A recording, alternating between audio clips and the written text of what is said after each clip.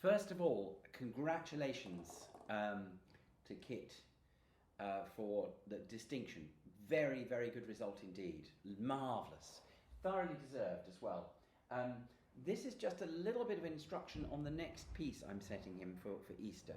I might set him another piece because it seems to help.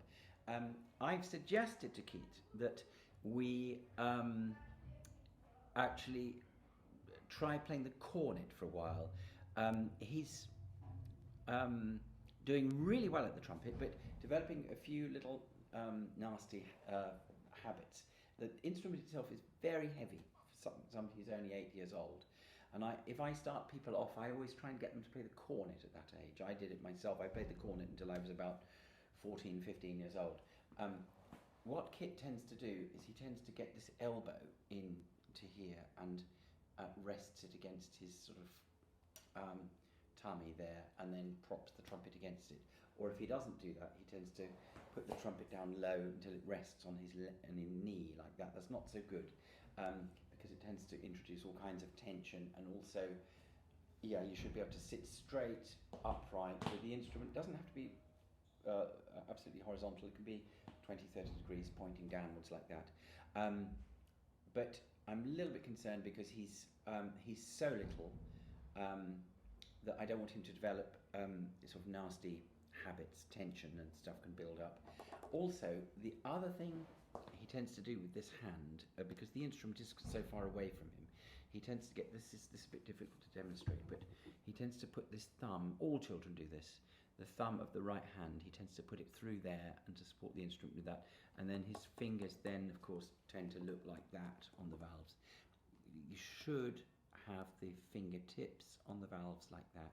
And what a number of colleagues of mine do, they try to encourage their children when they're learning at this early stage, is to put the thumb just there between those two, like that. And the thumb can be bent as well, it doesn't have to be straight, because once that's there, it's then harder for you to adopt that position with the valves.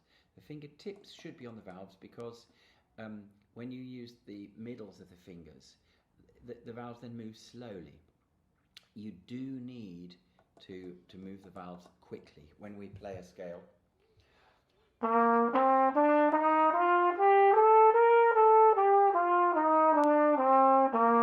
It's rather counterintuitive because to play smoothly, you have to move the valves not quickly but promptly.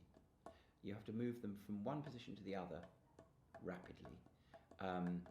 But obviously when you play slowly, you still have to move them rapidly. You don't do that with them, you push them down quickly. If you move them slowly, which is sometimes what Kit tends to do, it tends to go.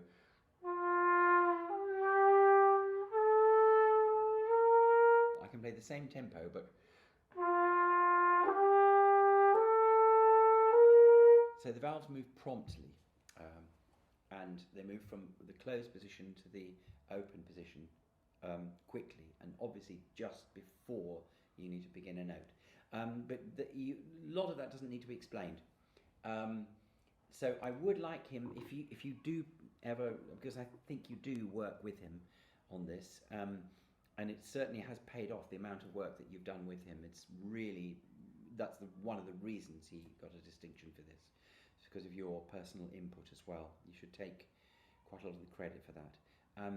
So, thumb against the valves there, not through that pipe there, if possible.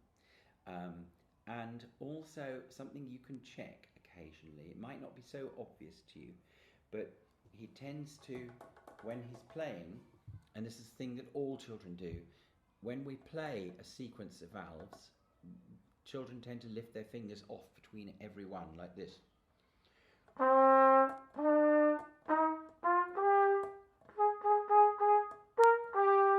This is the new piece he's learning, and what happens is that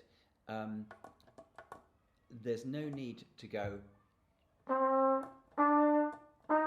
but we can go from one fingering to the next fingering to the next one, like this. That means that we've got no gaps between the notes when it's necessary to move smoothly between one and the other. If their children are lifting their fingers off between every fingering, It comes with learning to think in advance, to read ahead as well. So we should do lots of sight reading in the new term. The piece I've given him is called House Tricks, and I'm going to record a separate video for you and load it up to YouTube so he can play along to it. Okay, this one is just for you. Okay, bye.